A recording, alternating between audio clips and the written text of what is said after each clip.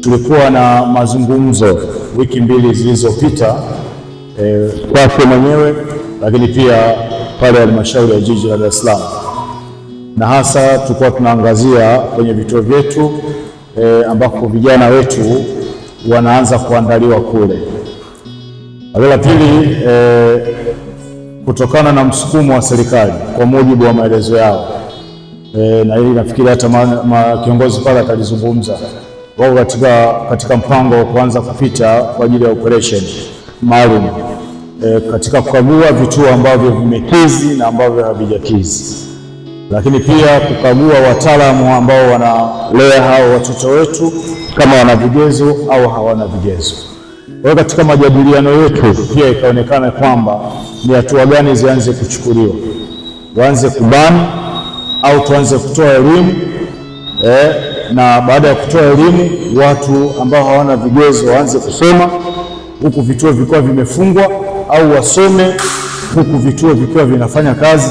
Kwa hiyo kulikuwa na mijadala hii, nini kifanyike, na sisi kama wadau wa sekta hiyo ya elimu kwa kuwatendea haki nyinyi tukasema hapana, sasa mkiwafungia watapata wapi fedha za kuwapeleka hao wataalamu wao waje kusoma? Kwa hiyo inakuwa ni changamoto, si ndio jamani? Lakini kuna mpango mzuri ambao tunaweza kufanya kwamba kama wapo ambao hawana vigezo waje kusoma huku tukiwapa nafasi ya kuendelea kufanya kazi kwenye vituo vyao.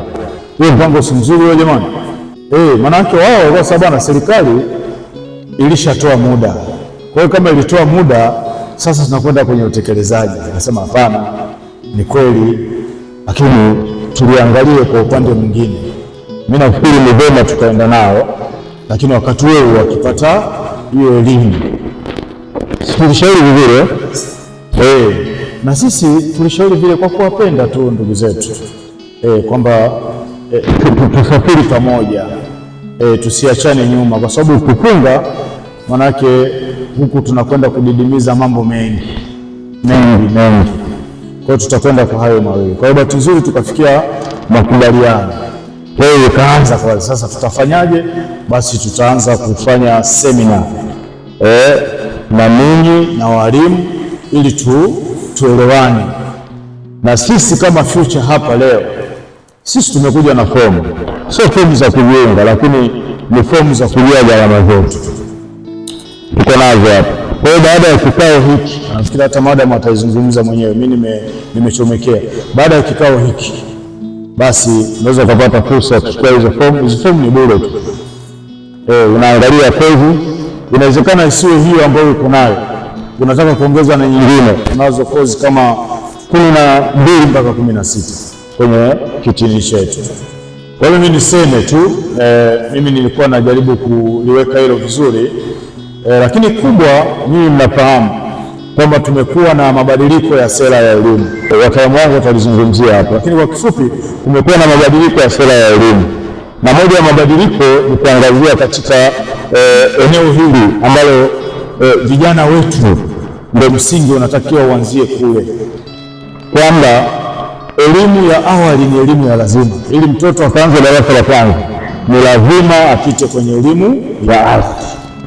Sasa kama ni lazima, maanake huko chini lazima tuweze tupate watu competent, watu ambao wameiva, watu wa treat au watoto katika makundi yote yanayotakiwa kutritiwa, kwa maana ya ulezi, naona, lakini pia kuandaa sasa kwenda darasa la kwanza.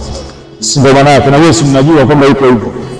Kwa hiyo sasa kutokana na eneo hilo sasa hao watu wanaotakiwa kuandaa ni lazima wao na vigezo, si ndio?